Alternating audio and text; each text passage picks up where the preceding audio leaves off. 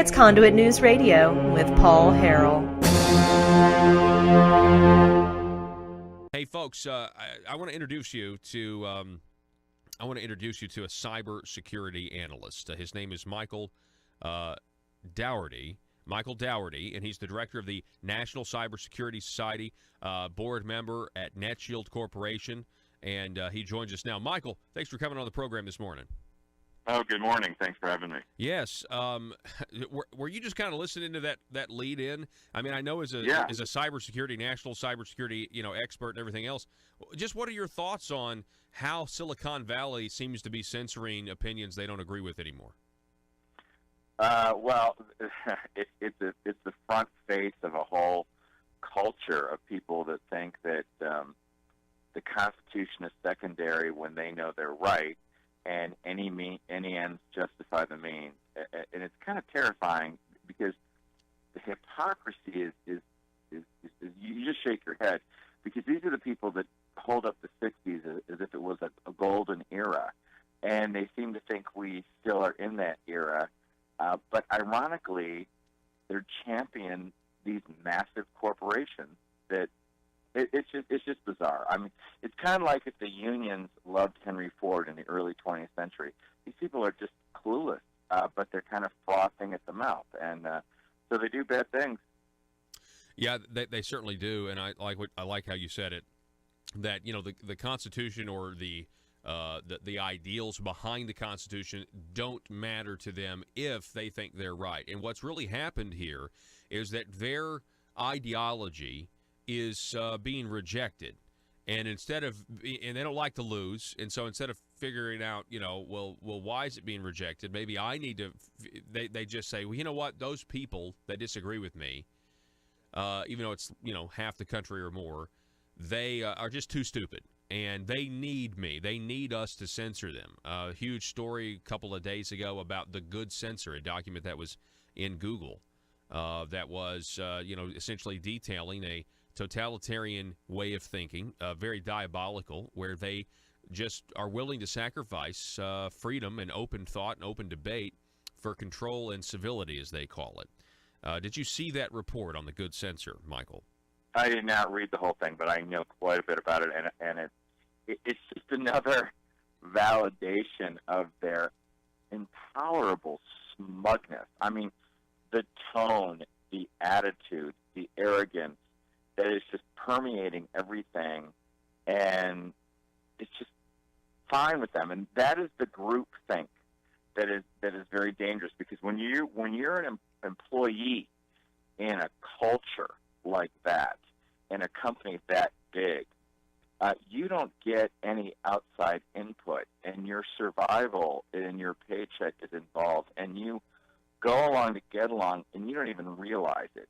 It's a big group culture movement. It's very it's incredible, because these companies have grown from these cute little tiger kitties, till these vicious cats that will maul you. They've got massive power, and let's not forget, when Obama was beating Romney, he was sitting with one of the founders of Google that night. And that's the type of power that gets unleashed, because Google's not just a search engine. It seems to want to mold society, and it's very dangerous, folks. It's growing up very quickly. We're talking with Michael Daugherty, and he is the author of The Devil Inside the Beltway, the shocking expose of the U.S. government's surveillance and overreach into cybersecurity, medicine, and small business. I mean, that seems very broad. I mean, what were you just tell us about this book. I mean, that seems like it's kind of the control that these big people have. It's everywhere. It's not just in one spot.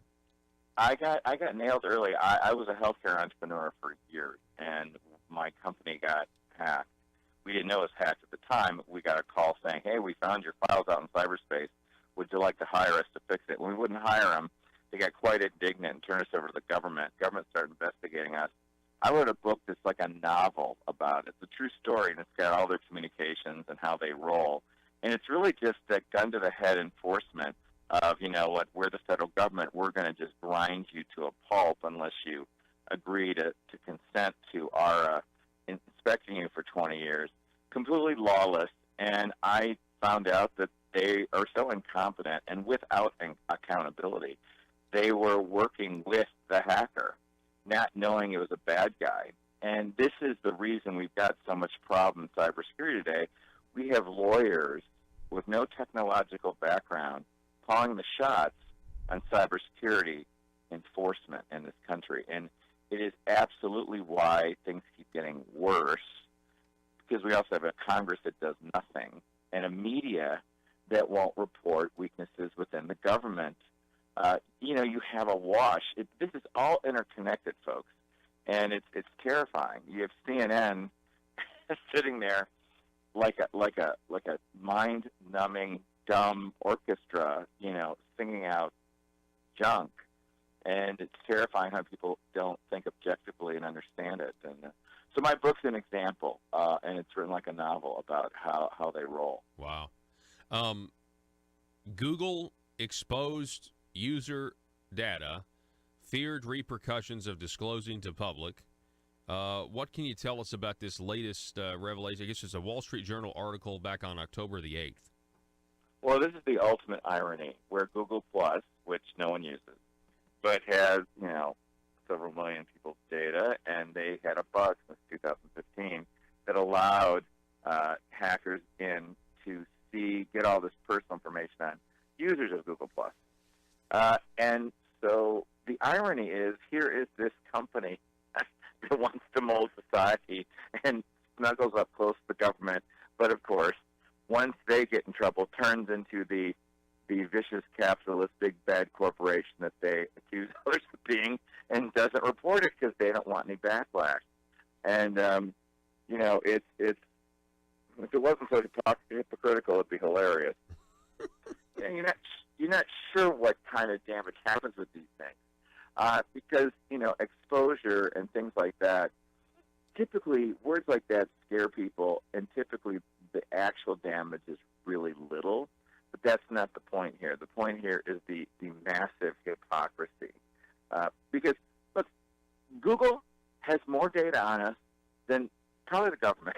I mean, Google is bigger than any one state. It's all over the world. It is a massive collection of data that can be cross-referenced and used in many, many ways.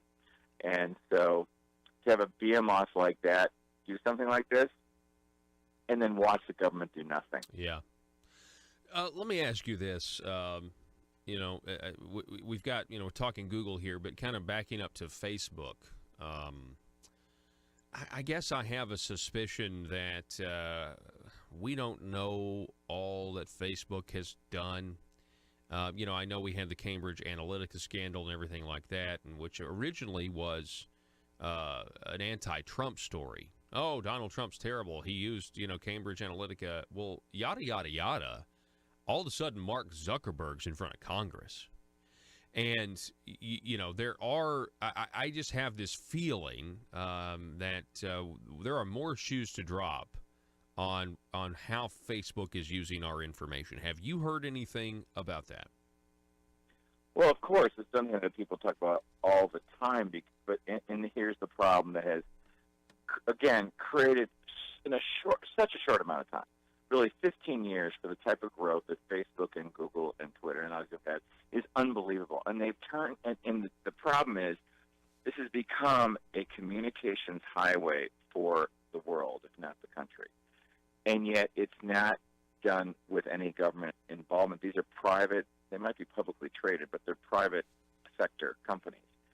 That means that when we click that box, we sacrifice the Bill of Rights and Constitution protections on it. And we've never been in this spot before. It's like if it was like laying the first phone lines across the country, and the government would get to listen in and just make decisions on things and profit from it. That's what's going on here, and we've never grappled with it. And they have gone into D.C. with their brand new palatial buildings and big buck lobbyists and congressmen that are afraid of being held accountable. And it's a perfect storm of what's wrong with Washington not being able, therefore, to deal with these BMOs that slice and dice whatever we want. to buy, which many people are fine with, but they use it for political protection for their own survival, the company's survival, by politicizing their opinions and using their influence on politicians. It's a, we are just, it's like they're looming over us. And Facebook is no exception. I mean, because look what happened. Theater and nothing. Theater, hearing, nothing. Yeah. Except we learned how incompetent Congress is for the 7,000th time on technology. Yeah, that's true. They don't really understand, just how I don't know, all-encompassing and invasive it is. So let me ask you this: what do you think? How do we balance this? At what point does the internet become kind of like the equivalent of a public sidewalk? I mean, I know Facebook is private, but at the same time, if I wanted to start a social media company, I would be relying on Google, for example, that, in order to, be on the first page of the search engines eventually or whatever. And, of course, you have Facebook and Google and all these other people acting, in coordinated fashions now to suppress conservative thought and that sort of thing. So would antitrust laws come into play at some point? And you've heard people say, hey, look, this is a monopoly. We're going to need to break Google up, break Facebook up. What do you think? Well, I mean, I think that might work for Amazon at some tipping point because they hit so many industries and they've gotten so big. I don't know that it'll fix anything. Look, we didn't know what we signed up for. No one knew what they were signing up for 10, 15 years ago. And we have to ultimately become educated consumers. It'll be very difficult to walk away from the Facebook fabric because their roots have gone so deep into the ground and have sown wide. So it's very difficult to pull it up. But it happens by consumers understanding this is a threat to me. So that's what people have to come to point on. I think we've become numb to breaches. I think because the direct damage from breaches isn't really felt by people at all. And so we're not there yet.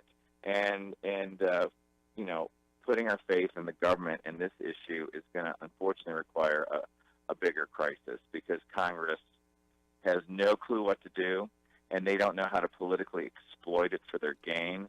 So they'll just let it sit there and rot until they're forced to, really by their constituents.